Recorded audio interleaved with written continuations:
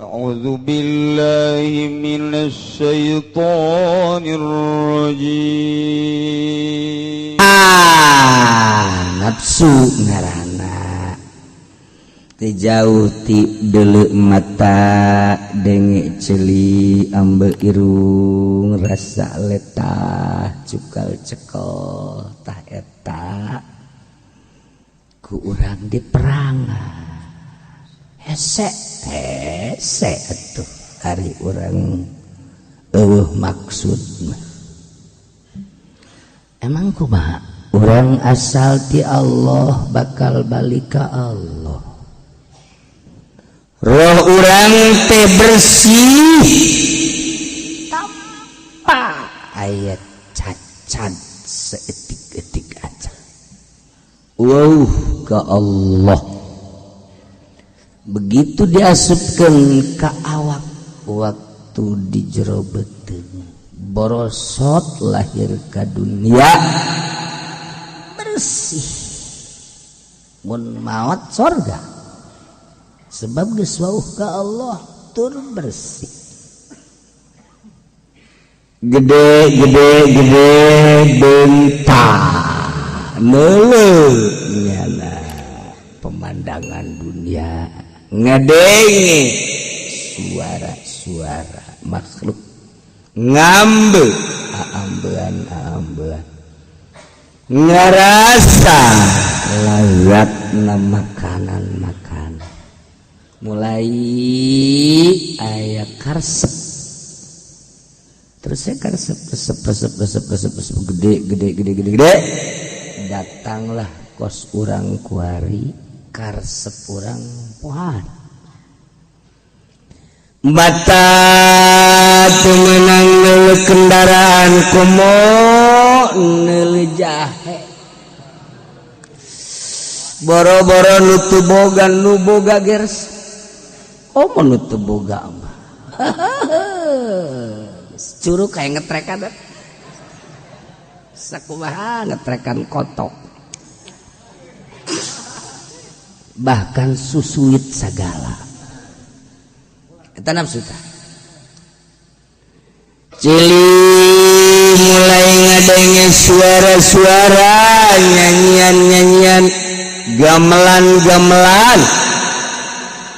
eta resep sesuai jeung perwatakan cili masing-masing nu resep ngadenge suara gitar resep ngadenge piul ngadenge biola ngadenge organ dihijikeun jadi orkes dilobakeun orkesta jadi ngadenge gamelan Karawang jaipongan resep nah ka kota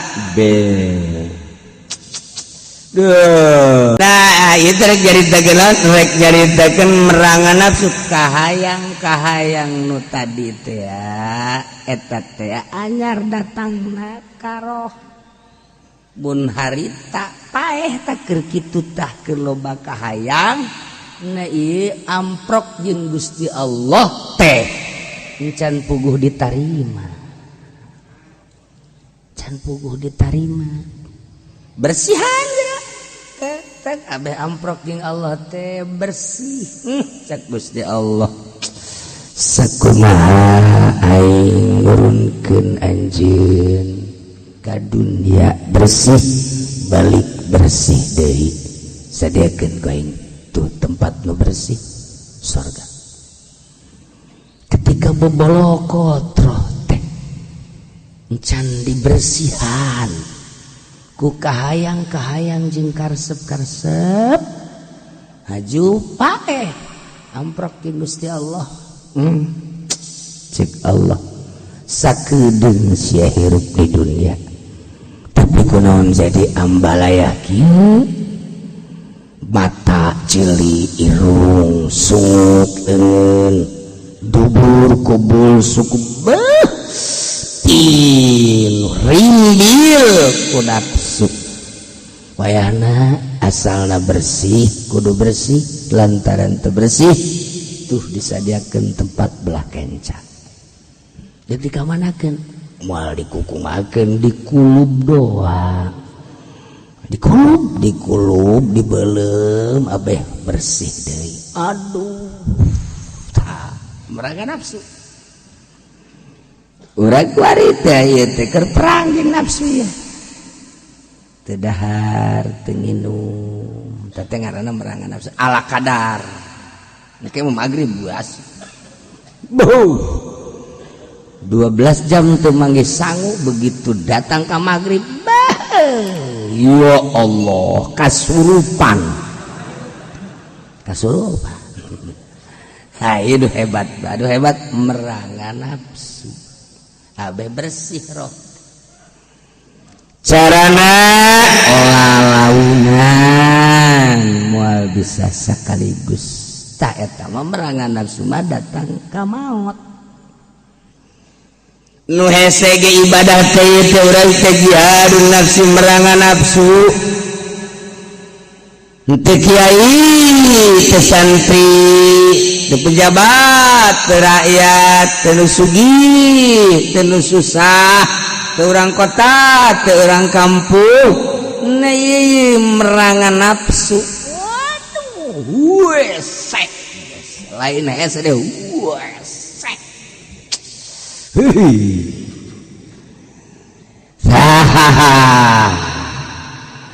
maka cara tuh supaya bisa make carana ngaji heula cara urang si ada ngaji lagi deh terus ngaji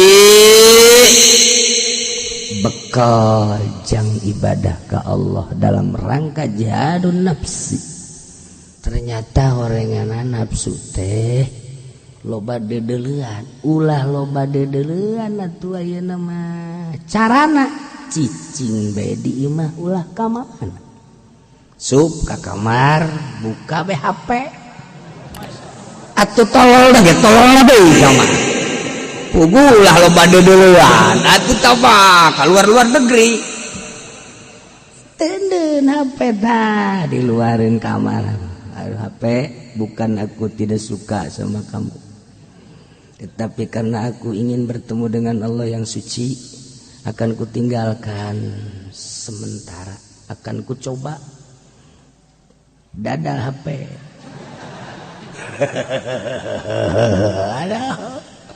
aduh HP ngomong berapa jam sih saya ditinggal untuk pertama adalah tidak akan lama-lama 5 jam kuat nanti coba 5 jam boleh nyekel HP datang ke kamar ulah nanaon muasaan mata bae heula teu kudu babaca ibadah teh kos kitu nu hese teh bae di kamar menang sajam teh aya nu miss call-nya teh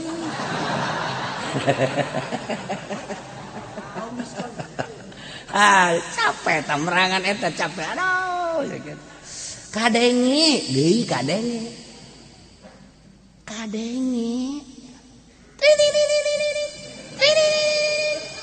aduh mangkading kamari boga janji aya nu bakal ngadrop karung aduh sajam karang sajam doang aduh dibukakeun lawang detik copot atuh teu kudu saeutik atuh bukakeun we kabeh teu kuat kamerangan sajam 5 jam sajam begitu geus sajam mata bagi di luar rame tah henteu ya kudu keur perang bukakeun saeutik ih jarame atuh banding bukakeun kabeh terus saeutik ngintip lagi keureun saya keur tapa sing ngintip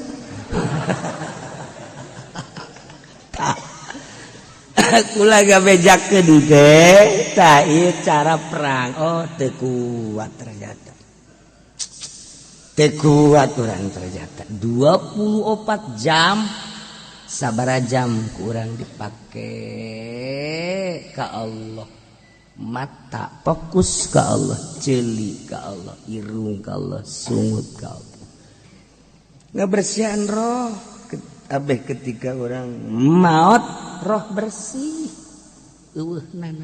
karsep pas sakumaha aslina waktu keur diasupkeun kana jasad. Ja ieu mah urang teh roh teh kabawa ku jasad. Lain jasad kabawa ku roh. Roh mah wauh ka Allah, ai jasad mah terrangkum tina 4 hiji ardu, 2 ma'u, 3 naru, 4 hawa. Ieu jasad.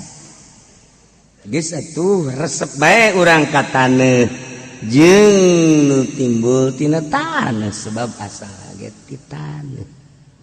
Resep bae kana seuneu, resep anu panas-panas asal ge seuneu.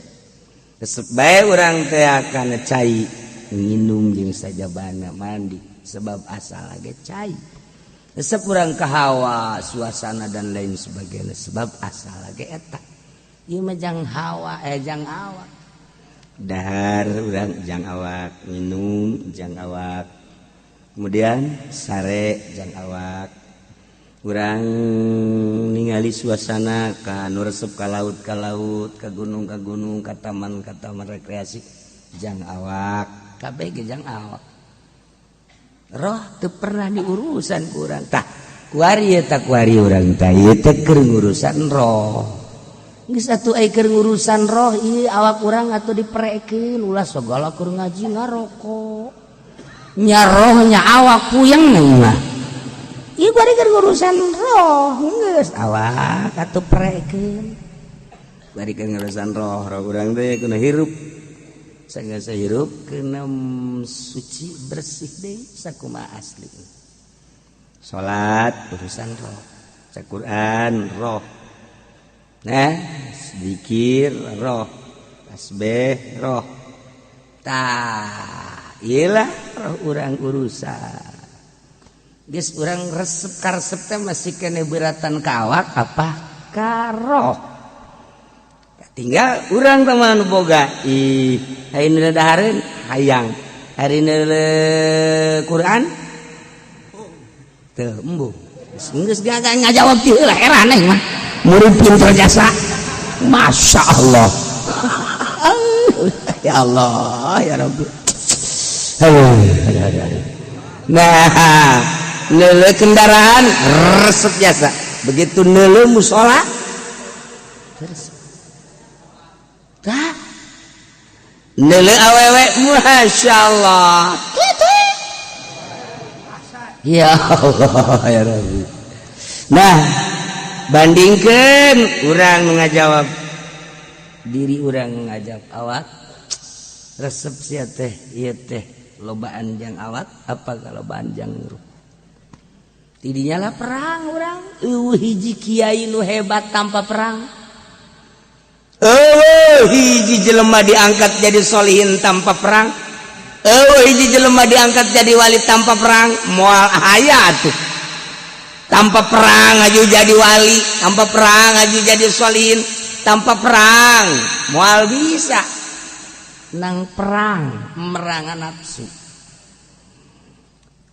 Hiji jelema hebat di dunia tanpa peperangan heula moal aya atuh. Urang ngadenge Mbah Mangli hebat perang. Urang ngadenge Gus Dur hebat perang nya jeung nafsu. Ngadenge Buya Cidahu hebat perang nya jeung nafsu. Ngadenge Ki Mupasir hebat perang nya jeung nafsu. Ngadenge Mama Bakri hebat perang nya jeung nafsu. Ngadenge Mama Sati Gentur hebat perang nya jeung nafsu. Nah nu harebat dewa hebat eta Ki Asnawi Caringin nu teh hebat perang jeung nafsu. Masya Allah Karim. Jeleba-jeleba harebat tah anu muncul di permukaan nyekal negara Syekh Syarif Hidayatullah emang teu perang nya raja tapi carang dahar raja carang dahar nu mantak ai eta Sunan Kalijaga kita ngaguru ka Syekh Syarif Hidayatullah teh eta Syekh Syarif Hidayatullah emang di mana ke kholwat di luhur begitu ngadenge ti muridem datang turun di papag Nah, begitu dipapag langsung diburukan tara dahar tara nginum raja sarang dahar. Ai di urang mah raja koang-koang dahar bae. Raja lain lawan lain. Beuh tah ieu perang tah. Ya Maulana Saduddin lumantak dibantah hebat. Atuh perang jeung nafsu. Nah iya urang itu harima urang. Datang ke mana urang perang urang jeung nafsu. Tuan Abdul Qadir mah geus jelas nya nama tuh. Abu Hasan As-Sadzili mah geus jelas. Imam Madzhab 24 atuh geus jelas tama perangna. Masya Allah. Nah iya urang ku harima jang urang. Urang geus datang ke mana perang. Tah nu hese ge perang eta puasa eta mun jadi kiai coba perang ulah ngadahar duit pamarentah eta hiji sakali diulah ngadahar duit pamarentah eta hiji sakali diulah ngadahar duit pamarentah eta hiji kadenge kitu sia perang tah kiai keur perangan teh baheula mah kiai dipanggil ku pamarentah teh gegeringan aduh tuh bisa teh negeri kuari mah nyodorkeun diri kiai teh daftar kuari pud kadang ikut sia oh aduh aing boga Allah hiji tolol ya maksudnya ya keur diwarah ya lah cenah moal kuari mah tugas sabaya aduh tah iya bandingkeun ka jeung baheula anu perang jeung nafsu wah ulah deuleu hebatna mantap lamun urang ningali jelema bisa hiber bisa napak sancang tapi teu perang jeung nafsu ulah dianggap teh hebat syariatna ulah dianggap nu kos kitu bisa sihir sama kos kitu babari teh mah hayang hiber manuk ge hiber teu kudu wiridan cenah ulah ngadahar sangu di Amerika mah saha nu ngadahar sangu kafir malah teh teu ngadahar sangu nya roti ya Allah ya Rabb ulah kaget kos kitu tah lamun hebat syariatna kadeuleu ku urang perangna haju kadeuleu ku urang piawaina nah teu kudu bisa hiber teu kudu dapak sancang teu kudu nembus bumi eta nu kos kitu jelema nu perang jeung nafsu ieu mah sakadar urang beusi kaburu maot sebab iya bahkan geus karolot aya nu ngoraona masih panjang lalakon aya nu kolot bahkan cara si eta tuh tinggal sabaraha lengkah deui janeangan duit nu hidung ge di awakna hese kabeh geus kabeulem putih kabeh ya Allah masih kene WA-an panblon takos kitu eta lah gaul sih jeung neraka kan itu lah ieu merangan nafsu sugana di bejaan gitu merada mulaian tuh perang mah mun teu dikorbankeun pasti korban hayang hebat perang hebat da urang ulah cek bakhluk cukup hebat cek nu bogana cek Allah ketika orang perang dahar saaya-aya kumaha we urang teh disuguhan ku pamajikan alhamdulillah padahal mah duit boga awak sehat meuli bisa hayang urang teh daging opor hayang jeung aya duitna kitu keneh kikil aya jeung meulina aya kikilna tapi pamajikan ieu kuari nyuguhan urang sambal doang jeung lauk asin geus sakieu meureunanan ieu disuguhan alhamdulillah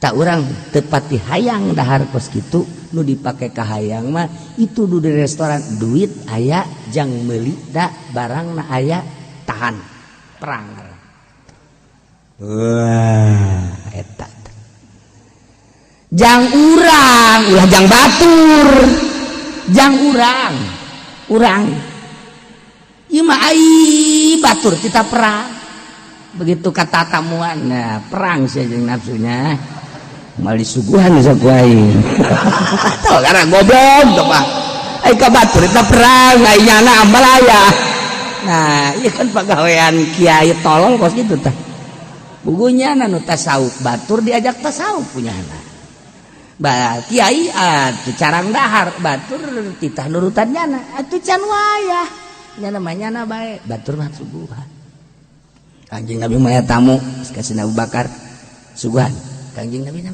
teu tapi nitah oh eta kos kitu tah jadi ulah mun datang ka imah urang teh ajak jihadun nafsis ya dasar pelit mah kos kitu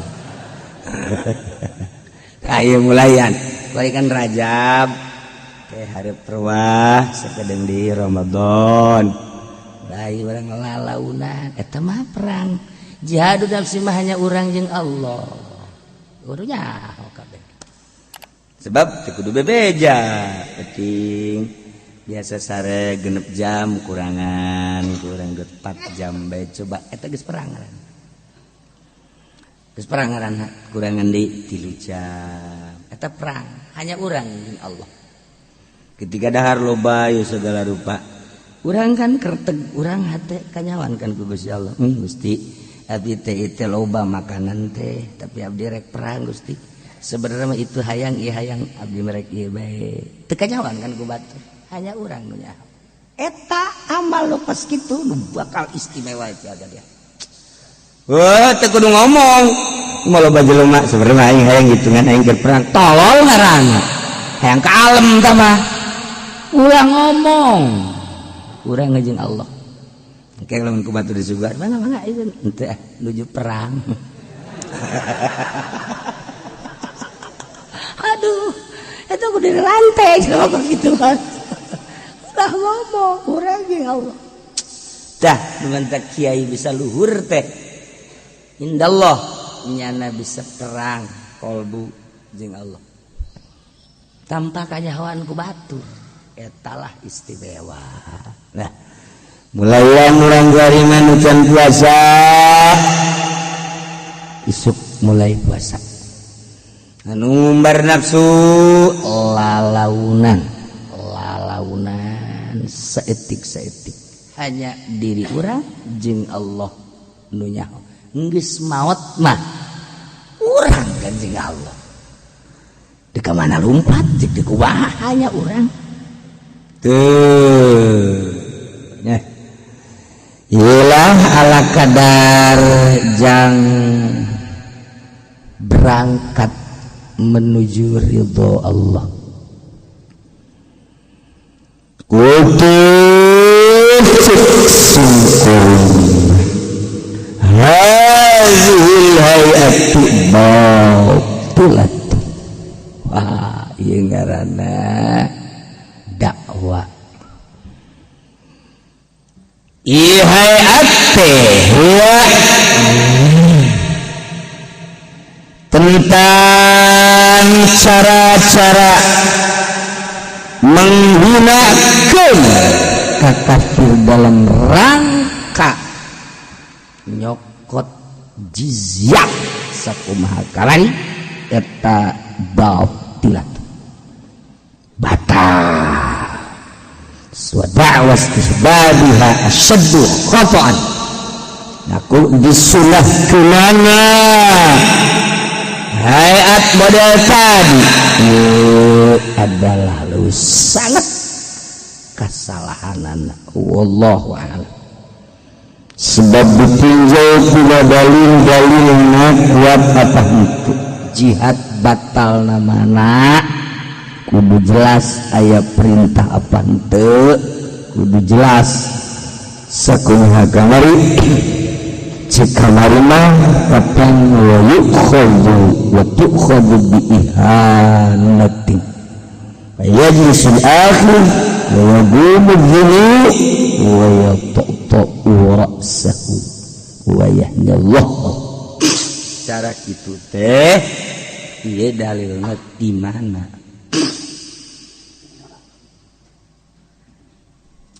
mentek dibatalkeun teksip kuring mah wa yustahabul lil imam disunatkeun ka imam idza amkanahu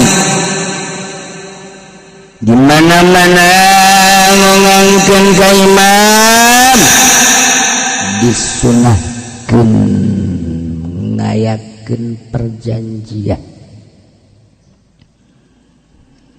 idza sulihu fi baladihi dimana dijanjikeun di nagarana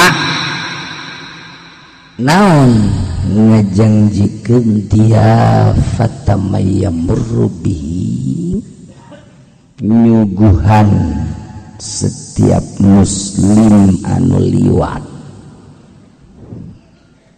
yaitu zaidan ala aqall jizyatin ngalihan kana pang saeutikna jizyat.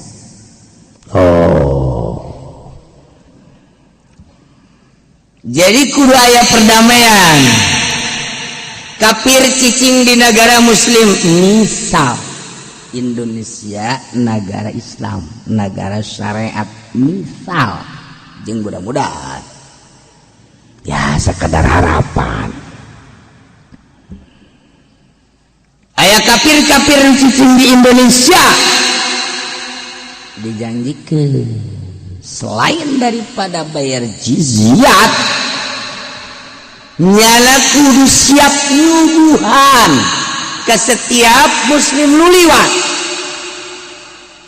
misalna dilokasikeun kafir-kafir ke tempatna Cikupa misalnya etalah tempat kafir-kafir domisili di dinya per tahun bayar jizyat aya deui satu ketentuan setiap muslim lewat kadinya kudu disuguhan sebagai penghormatan ka orang pribumi nu beragama Islam tuh ya sudah tuh situ teh nah bahkan lain leuwih tina jizyat wa gila ya juzunna cek sakalma meunang nyokotna langsung tina jizyat ai tadi mazaidan ala aqalli jizyat ieu mah resep doang aja teh resep ieu mah padahal moal dipake jeung moal dilaksanakeun ngan resep bae mah resep kieu cenah tunduh kiai watak mah oh masalah begitu tunduh beuki gede ganjaranna be perang sakumaha nu ti kalekep nya eta ngaranna keur perang hayanya perang lamun haju sare dihayukeun ngaranna teu perang henteu perang tapi lamun yana tunduk eta perang tah cek setan naon sih cek setan ya tereh paes ya cek paling dia ome cek paling dia ome sia barang perang jeung setan jeung nafsu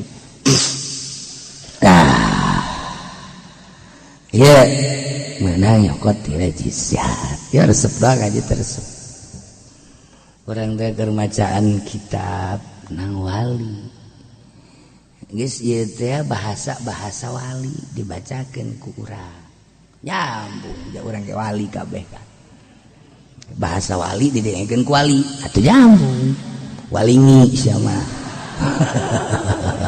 sebut wali teh bunga nah ini lain wali atulah bunga mana ini wali ada perang teu daun henteu batur mentek jadi wali gitu teh nang perang mentang mata ti peuting muterkeun tasbih ti peuting oh atuh kula ge cenah oh sok muterkeun tasbih tasbih naon sia melet eta mah nambah nafsu ngaranna kos kitu mah ngawirid pelet nafsu teh ngaranna ngawirid kedugalan nafsu teh lain ieu mah ieu mah mun zikir-zikir ulah hayang nanaon ieu mah hayang dipake karidho ku Allah geus sakitu lempengkeun geura mantap ibadah ulah kakarak ning Kanjeng Nabi cacak para sahabat ke berbeda jeung urang. Ulah para sahabat anu brilian para aulia Allah berbeda. Para aulia terlalu luhur, ulama solihin berbeda. Kebedaanana ketika sholatnya nama kuat sababaraha rakaat kurang mah padahal daharna leuwih gede tibatannya. Tapi kekuatan sholat jauh. Puasana gagah. Urang maka karak puasa datang ka zuhur bage geus teh okaler kitu. Anak geus teu katanya ku urang. Pamajikan geus sabodo-sabodo. Aya puasa urang meleng-leng mah. Beda komponen. Beda. Ngaji urang mah saminggu sakali geus asa pangajina bae. Kitu ge berbeda jeung batur bau. Berangkat ngaji di imahna wuduk datang ke dia wuduk di double cover. Wah, beda. Masya Allah. Wah, dedelean beda jeung ulama. Dedengean beda. Memang komponennya diciptakan ku Gusti Allah berbeda. Satu ketika wali Allah mah bisa kuat tedahar, mungkin sepeting, mungkin 22 peting, mungkin saminggu bisa kuat tedahar teginu. Lamun Syekh Maulana Hasanuddin titah tapa awalan 40 peting teu beudang dahar teu beudang nginum. Begitu ditanya setelah 40 peting ku Syekh Syarif Hidayatul kumaha rasana? Can sabaraha bah? Coba urang titah 40 peting. Engke ku abah udah ditanya geus beres 40 petingna. Ke abah engke datang ka dinya ka patapaannya. Ayo kuatkeun ku sia. Datang ka dinya tinggal tulang taleng. Tinggal tulang taleng. Pulu di mana? Suku di mana? Bea. Teu kudu 40 poe teh mah saminggu ge geus ajur teh mah geus. Tuh beda komponenna tuh. Ulah haju nitah tapa-tapa ka murid. Tapasya di mana? Tuh di Lubung Gede. Paes ya bisa tuh dileheula komponen geus kuat apa encan beda. Lamun Mama Bakri baheula ngaji bulanan teh berangkat pada Isya lamun teu ditoel subuh ge ngaji bae urang mah kakarak 2 jam ge. Waduh kiai zolim disebutkan kiai zolim kencang teuing jan eta ngaji lekebal teuing geus zolim kage teu beres murid teu beres dah. Masya Allah karim. Poho jangan teh ku lazat-lazatna ibadah.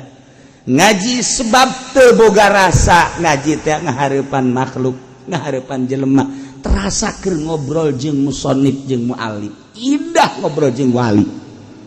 Kan ngobrol jeung wali mah rahe. Urang kuari lamun ngobrol jeung lain wali penuh kecurigaan. Aya polisi ngobrol curiga aing dirantai asana ku polisi. Urang ngobrol jeung abri curiga digranat bisa aing.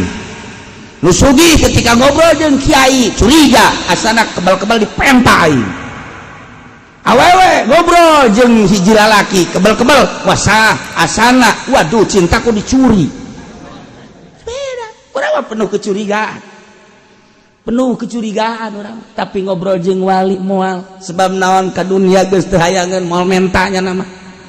Ketika aya sesuatu apakah urang bakal dipenta tulung moalnya nama geus langsung ka Gusti Allah la khaufun alaihim wa lahum yahzanun.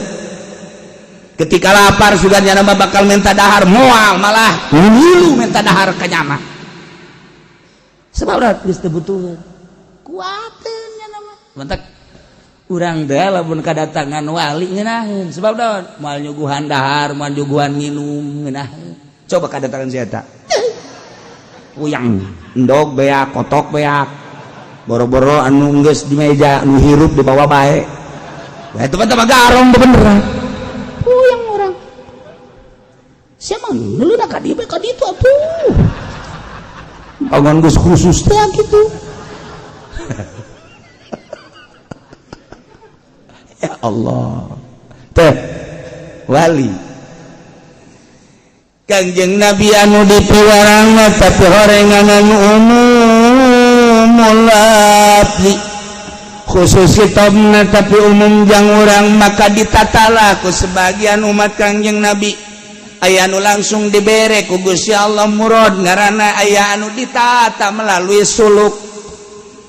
Adapun perjalanan suluk beda-beda tergantung kumaha guruna.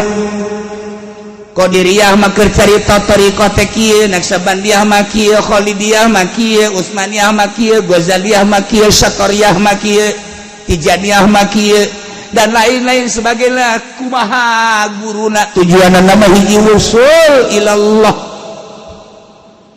Nu mantak ditorikohkeun teh lantaran urang teh sapopoe tani, sapopoe dagang, sapopoe gawe di kantor, sapopoe urang bergaul kunaon ieu hate urang teh di Qur'anan ku di Qur'anna, di hadisan ku di hadisanana, di ajian ku ijma ulama di ajianana, tapi tetep teh daek kageser serta teh kana dunia bae.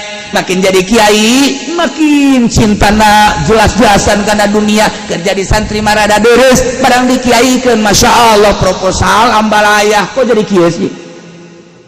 Kok jadi kiai sih? Ketika datang kandidat datang ke manehanana anu tadi nama cemi kuari mah malah menta pondok dibangun ku Golkar, pondok dibangun ku PDI sehingga lagi pondok na majelisna tapi nu ngeusianana eueuh santri paburia nu ngaji arembungeun tinggalnya na bae teh dikiaikeun marah tapi ngaji henteu gara-gara cinta dunia. Geus sabaraha kiai nu korban akibat asup ka Golkar disumbang ku Golkar, geus sabaraha kiai nu korban akibat cinta PDI disumbang ku PDI, geus sabaraha kiai nu korban anu cinta ka kandidat jeung partai-partai disumbangnya na mewahnya na tapi horeganan leuwih kalazatan ibadahna ka Gusti Allah akibat cinta dunia. Geus sabaraha teu kudu disebutkeun ku aing ku siapa ituna ke laporkeun ka aing kunaon cinta dunia. Berat cinta dunia kok kieu sih. Sementara ketika Quran dibaca mah masya Allah dunia tarenganan mataul ghurur dibaca kunaon tapi geuning terus makin cinta. Dunia tallahu wa laibu wa lahun tapi tetap bae makin cinta. Kercan jadi kiai teu sabaraha barang geus jadi kiai pohara ieu nu sok disebut garong berjubah kiai buktina.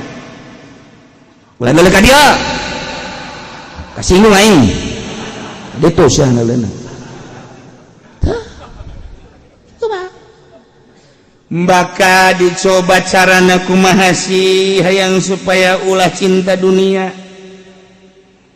upaya aja. Aya kiai makin jadi kiai makin cinta dunia telupayakeun kok padahal manyaho manehna bahwa dunia teh jahat sebab dunia teh adunya bahrun amik kok qad gharqa nasun katsir. Dunia teh hubbud dunya ra'su kulli khati'atin. Geus jelas tapi makin ka dieu makin cinta dunia, makin cinta. Pesantren teu cukup ku pesantren salapi dijieunlah yayasan Supendiah Al-Janamiyah. Parah. Iya akibat cinta dunia. Asal aya murid teu mayar, buarkeun. Buku eta mah yatim piatu, tidak tahu yatim piatu. Ini sistem pendidikan. Ndek kumaha? Ieu mah bapana susah. Alah, neangan ada yayasan sejen. Susah ulah sok sekolah ka dieu. Gas, tadi tuh batu kasalapi itu ortodok. Cinta dunia. Salah. Itu emang sistem belajar kos itu di Belanda nage. Di Belanda kos itu supaya pinter. Ya nage bebeja tah jangan gaji guru dah saha. Lain sia-sia. Lebih terkuah sia. Gaji pun deh. Ngomong mah bisa. Masalah dengan berbagai dalil jakada ge ku ceuli urang pek bae dengan cinta dunia. Bakal balener kos itu doang. Moal kajian kukumaha sebab cinta dunia. Nah, untuk ngageserkeun supaya ulah cinta dunia kumaha si jajaho dunia teh Rasukuli khotiatin. Ieu teh bibit, tidak setiap kejahatan adalah cinta dunia. Bibit ta bibit ya bibit. Masya Allah. Geser. Aya anu terlena di cinta dunia sampai bae bagianana meureun. Oh masalah tinggal doakeun ku urang. Aya anu antara jeung antara. Duh sebenarnya mah aing salah tapi duh aing kumaha. Duh sebenarnya aing salah tapi aing butuh sampai bae. Geus sakitu bagianana masalah jeung dibagi-bagi ku Gusti Allah.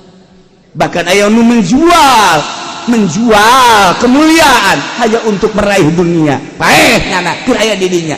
Atuh mangga bae tah urusan nyana. Tapi kan Nabi nitan sing hade pisahkeun cinta ka Allah jeung cinta dunia. Kok mulai aya kiai anu berpikir aing teh bakal pae sedengkeun di pundak aing teh adalah amanah. Mun aing pae ke ditanya ku Gusti Allah aing ngitipkeun ilmu kasiat teh dipake naon ngarannya hate ieu karing kumaha ke di akhirat mulai carana ieu supaya ulah cinta dunia kumaha carana geus nyaho bahwa dunia teh nini anu dipoles geus nyaho bahwa dunia teh bangkai geus nyaho bahwa dunia teh rasukul khotiatin geus nyaho bahwa dunia teh mataul gurur dengan berbagai kisah jeung dalil teh geus nyaho. Nah kuari carana kumaha ieu menta cara cat neangan cing coba ka ieu karasakan ku hatena geng. Lamun geus dibere bagian aya tek ieu nyanana boga bagian ti Gusti Allah dengan upaya-upayanya ingin meninggalkan dunia mulai nyana asup ka imah thariqah bere ku guruna sok gitu nu kuduna mazikir teh lalaunan lantaran kula launan mah osok teu khusyuk suaraan la ilaha illallah la ilaha illallah di suaraan gak masih kena luak lieu kena bae lantaran ieu mah tahap belajar sing tarik la ilaha illallah nyana kaget-kaget ku illallahna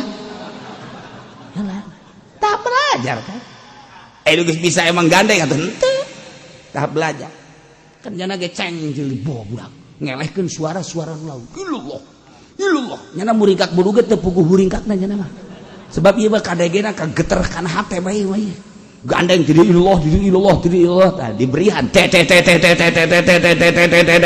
mulai nyana leuleus rahasia Allah ayalah ngerenyet Allah nu merena jahe guari mulai zikir teh rada laun ge ngeunaheun la ilaha illallah ngeunaheun geus ngeunaheun jasa teu kudu sorangan teu kudu sorangan urang bobogohan jeung awe mimiti mah ngomong rada jauh ka belah dieuna haharewasa ka dieuna mah tanpa suara tapi ngaragap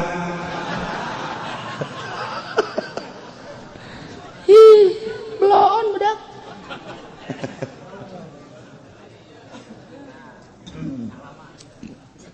maksudnya zikir ge tanpa suara tapi terus lempang perasaan teh masyaallah nikmat anu luar biasa dengan zikir ke Allah teh horenganna nikmat maka jarak waktu mungkin 1 tahun mungkin 2 tahun mungkin 3 tahun mungkin 10 tahun terserah kecerdasan teh jelema jeung kumaha diberena ku Gusti Allah urang mah ngalaksanakeun sesuai jeung guru ti guruna ila rahasia wa rabbaka fi nafsika tadarruan wa khifah wa dunal jahri minal qawli bil ghudwi wal asal tidinya terus bae zikir anu dimaksud wala takum minal ghafilin ulah poho per detik warima diatur ti mimiti jahar la ilaha illallah la ilaha illallah la ilaha illallah kuari geus ada laun la ilaha illallah la ilaha illallah la ilaha kuari laun pisan di hati la ilaha illallah la ilaha ganti kuari khofi khairu zikri al khofi wa khairu rizki mayati mulai di hati Allah Allah Allah Allah Allah Allah Allah Allah Allah tambah deui ku gurang hu selanjutnya kuari geus boga rasa udang hes langsung ke Allah kelempang ge ka Allah bae di kerumunan jelema loba babarengan digendeng ku jelema dihareup di tukang horenganan malaikat manyahoeun ieu mah berbeda perasaanna keur ka Allah komo Gusti Allah di kota sanajan campur jeung nu kumaha bae horeng hatena maka Allah bae di leuweung sanajan cacampuran jeung saha horenganan hatena maka Allah hanya Allah nu maha uningat sebab Allah nu masihanana kuari mah geus teu gopil per detik nanti Allah Allah Allah Allah Allah Allah Allah Allah lain masalah Allah Allah na leungit pengakuan diri mata lain nu aing nu Allah kumaha Allah bae ceuli lain nu aing kumaha Allah bae jae nu bogana diri aing zahir jeung batin teh lain nu aing nu Allah lamun cacak-cacak nu urang ketika urang nyeri ceuli pertahankeun ku urang janu urang ternyata ku Allah makin diobatan makin nyeri teh ceuli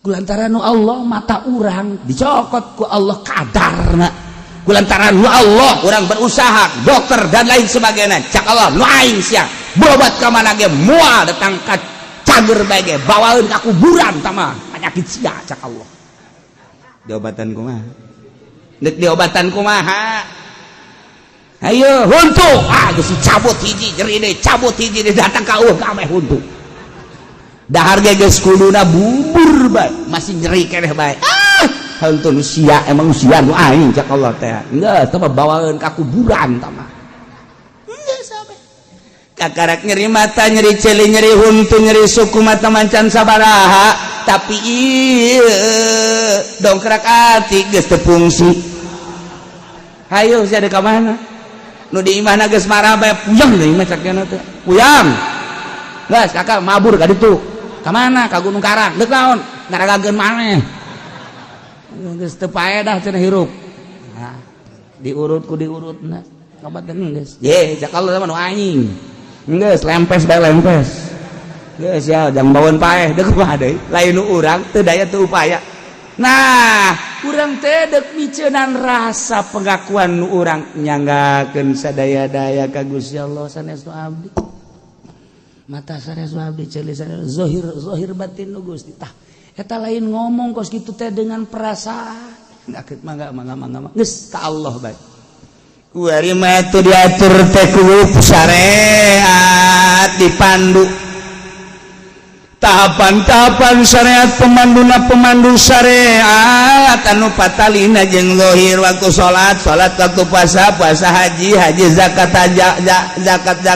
waktu ngaji waktu musyawarah waktu kumpulan ieu mah dipandu ku syariat cak Gusti Allah datang ka mana nyana panduan syariatna ternyata geus sempurna di panduan syariat nah yang leuwih mantep milu nyurusup ka jero melalui thariqah nyana dipandu ku ilmu thariqah cak thariqah ieu meunang ieu henteu ieu meunang ieu henteu ieu meunang ieu henteu ieu gawean ieu ulah geus di luar syariat cek syariat mah kapan dahar seueuh teh meunang tapi cek thariqah mah deuk seueuh teh deuk ka mana deuk dipake naon deuk kumaha apa mungkin ku seueuh beuteung teh bisa wusul ilallah diperhitungkeun di tarekat ketika manggihan inuman gitu kayaknya apa mesti kudu diinum ketika diinum naon faedahna apa ngausulkeun apa henteu ka Gusti Allah apa sakadar susukaan namun maneh susukaan berarti kembali deui ka syariat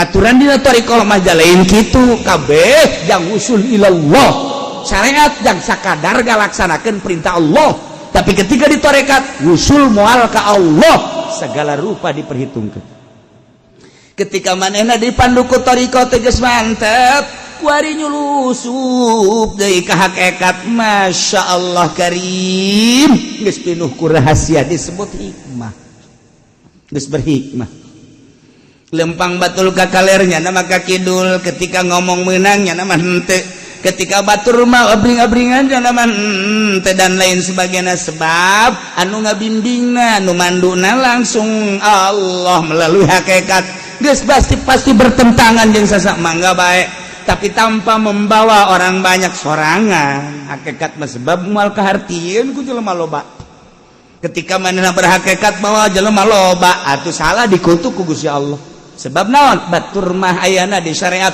panduan syariat nyana geus aya di hakikat panduan hakikat atuh sangat berbeda syariat jeung hakikat maka kudu sorangan bae geus qorat lagi kadang-kadang sorangan nyana mah kumaha nyana bae mentak sing ada besi di lembur urang aya nu teu salat buat teh ingana salat sorangan ulah suuzon ulah tinggal diintip bae horenganan ngajopak teu salat sere di mah bos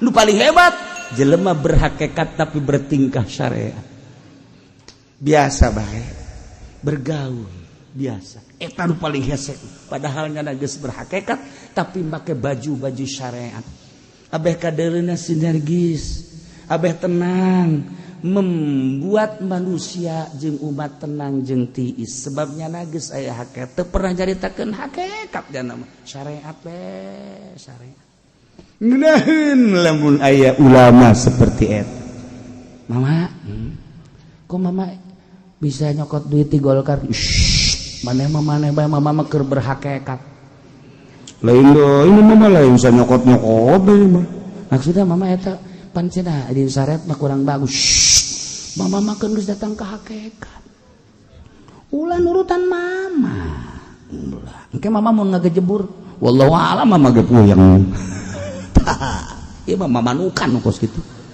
Mamanukan tah mah nu kos karar itu ulah didengekeun bohong.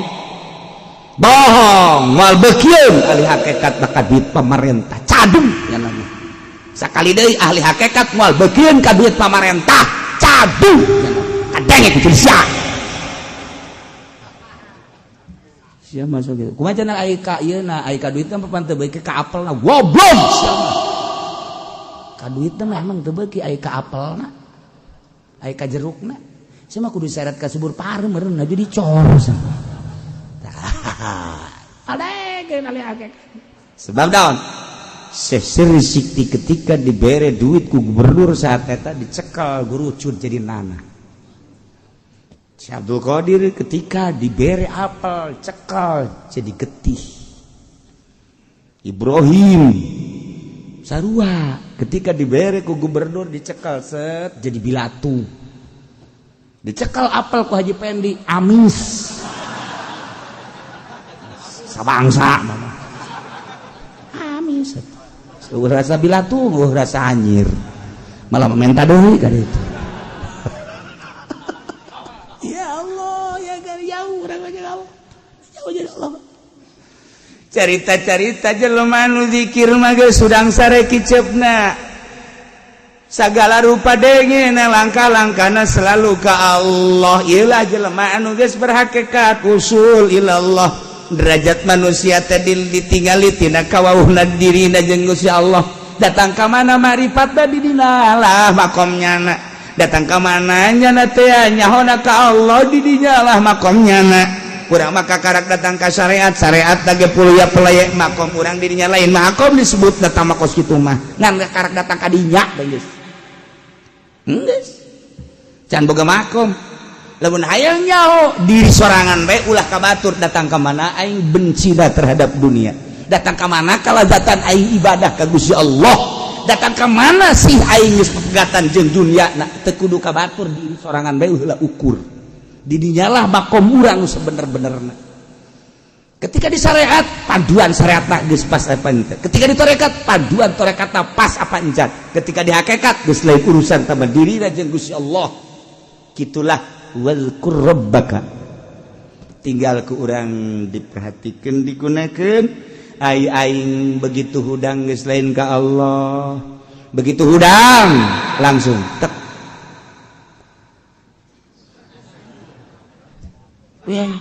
iya jadi di tempat saya sekarang betul iya entar ya oke ya karena kurang es barang di dulu waduh geus 4 panggilan cenah keur HS kana geus dipanggil goblok teu begon teu tolol teu waduh sagede oh iya encan mandi iya betul nih ayo ya sip oke deal kan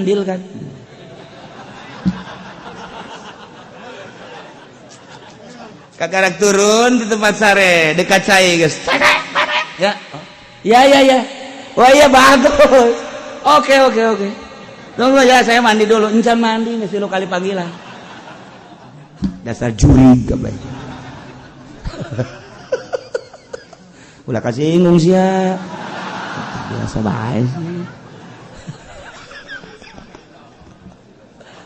ahli Allah teu pernah boga HP teu pernah boga TV teu pernah pepegatan kana mah jeung geus kitu geus udang hees geus masyaallah alhamdulillahilladzi ahyana ba'da ma amatana wa ilaihil nusyur terus alhamdulillah Gusti dihudangkeun tina sare teh kembang maot masih keneh dibere umur ku Gusti kuatkeun abdi jeung ibadah ka Gusti mulai udang jam 3 ka cai geus menta ka Allah menta dipanguat mandi jeung salat Allahu akbar Gusti abdi bisana sakieu salat nu nitahna Gusti nu ngagerakeun Gusti nu rek narimana ge Gusti nyangakeun sadaya-daya abdi mah bisa nangan sakieu mulai berangkat ka masjid salat subuh Allahu akbar beres salat subuh langsung nyanggakeun sadaya-daya ka Gusti abdi dititah ku Gusti digerakkeun ku Gusti abdi basa kadar hayang ridho Gusti bagus jeung goreng nama kumaha Gusti bae nu nganileh nyanggakeun sadaya-daya sakieu ka bisa abdi berangkat ka imah langsung maca Quran auzubillahi minasyaitonirrajim bismillahirrahmanirrahim cak majikanna ka ieu kopi tutupan bae heulanan aya jin kege jin nyana horeng urang wacan ge naon kopi mun aya susu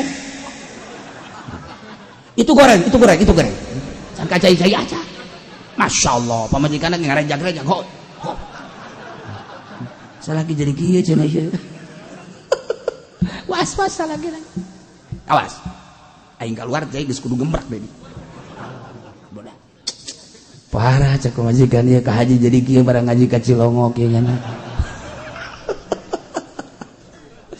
atuh kudu da lain gitu ka ngedo kopi lah teu kudu ke nyedu sorangan bae ka jauh boga suku masyaallah cek pamajikanna loba amat perubahanna ka barang teu boga duit ku ari sial dasar mawas diri burungnya ya Allah ya Karim nah beda jauh ahli dunia beda jeung ahli Allah gerakan-gerakan ana sebab nu dibendak hati jeung di otakna ahli dunia selalu dunia meme sare geus di HP urusan dunia ketika sare berpikiran ana dunia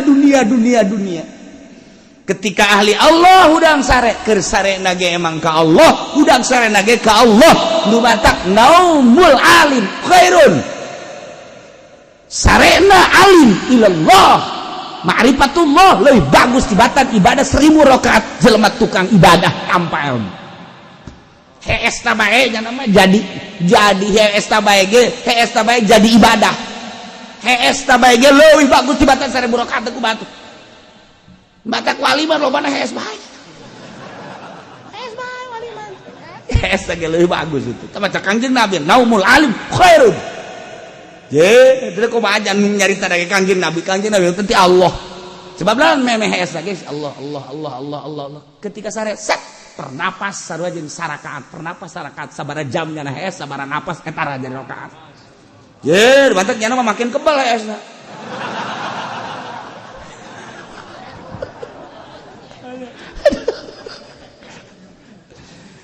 babandinganana Gusti Allah nyaritakeun hambana nu selalu ingat ka Allah ialah nu ngaran malaikat cek Gusti Allah innal ladzina 'inda rabbika la yastakbiruna an ibadati wa yusabbihuna wa lahu yasjudun.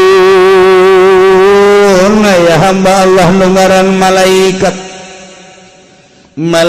bade ciptakeun ku Gusti Allah potona nur lain lalaki lain awewe tanpa aya jasad. Malaikat bajeng eueun nafsuan istuning didamel ku Gusti Allah teh jangaladen ka Gusti Allah.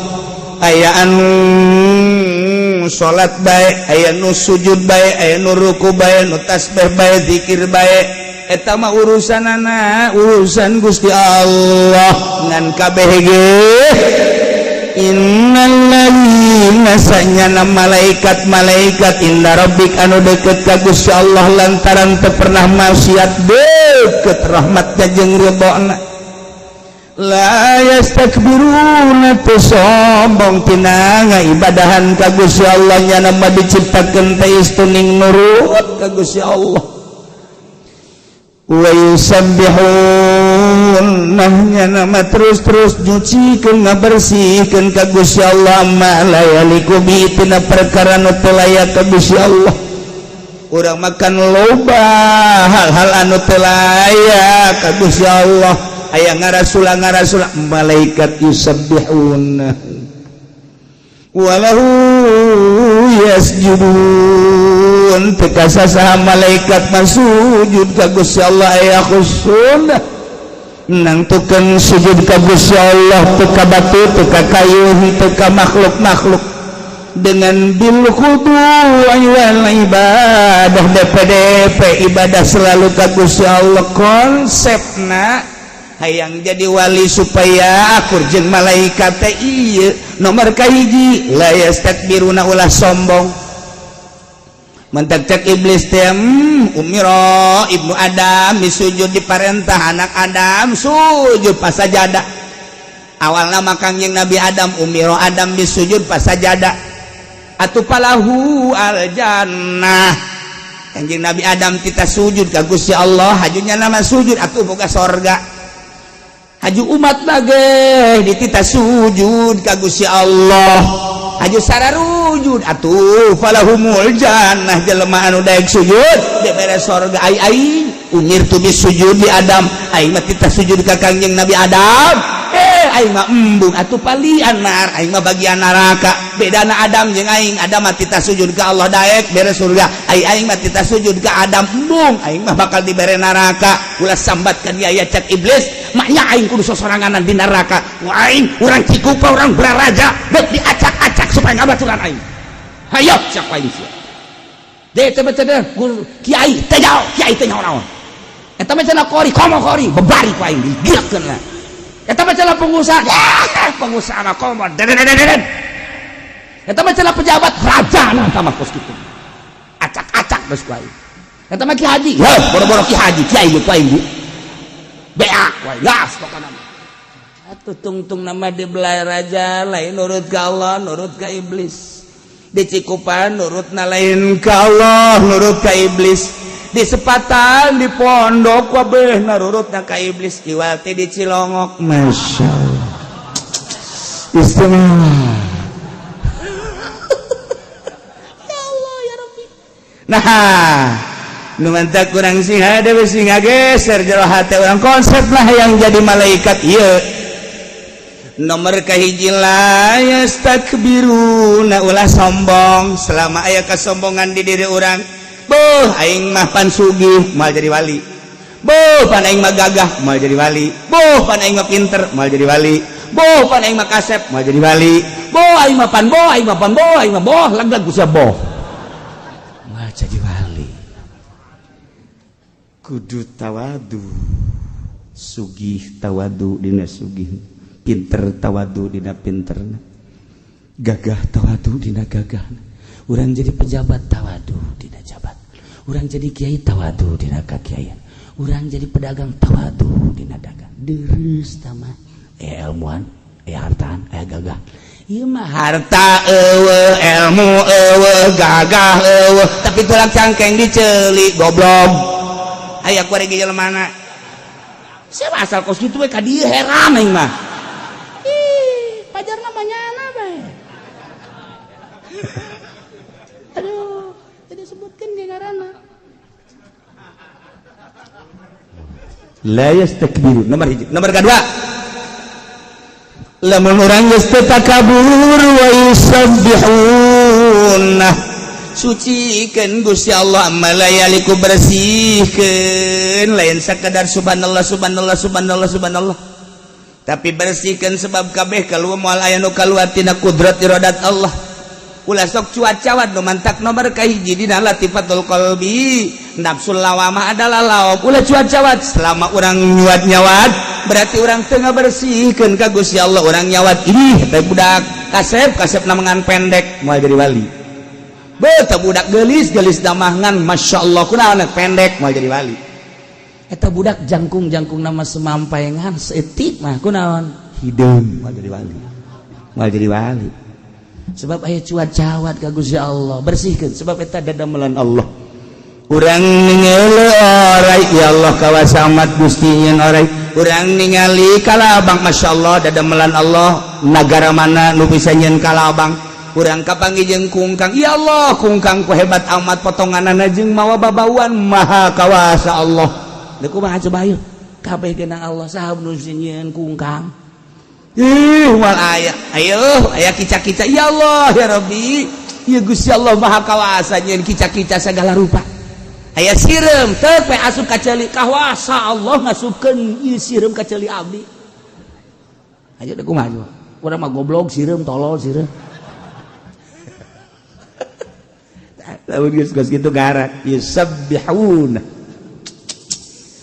Lamun urang geus katakaburan kemudian nyucikeun ngabersihkeun ka Gusti Allah malayaliku kemudian walahu yasjudun sujud ka Gusti Allah. Sujud teh lain sasujud-sujudna tetapi mah sujudna teh bil khudu'i wal ibadah aya jelema nu sujud tapi ieu mah sujudna teh ngan sakadar cari muka. Aya anu sujud DP tapi ieu mah keur mancing horenganan hayang dunia. Aya jelema anu sujud ka Gusti Allah beuh salat hajat tage pohara jasa. Barang menta horenganan di hawa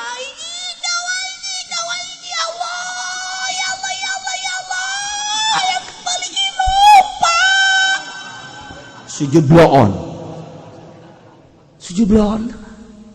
sujudna lain khudu jeung ibadah inopa diwirid ku nyana 7 poe aju ngadoa Allahumma lain kol basarwiti kamalayan talhadi dari Daud alaihi salam. Gusti abdi kakarak boga pabajikan hiji hayang nambah Gusti supaya leuleus hate sarwiti jeung nu kolot ge supaya leuleus dibere ku aing doana moal dibacakeun. Wah bahaya gitu. Bahaya nyaranung kabeh murid aing ge. Eta apa sujudnya bagus? Henteu. Sujud teh. Maneh kunaon sujud? Masyaallah layak Gusti disujudan ku abdi sebab Gusti Maha pencipta abdi makhluk. Gusti Khaliq. Hayang ganjaran teu hayang.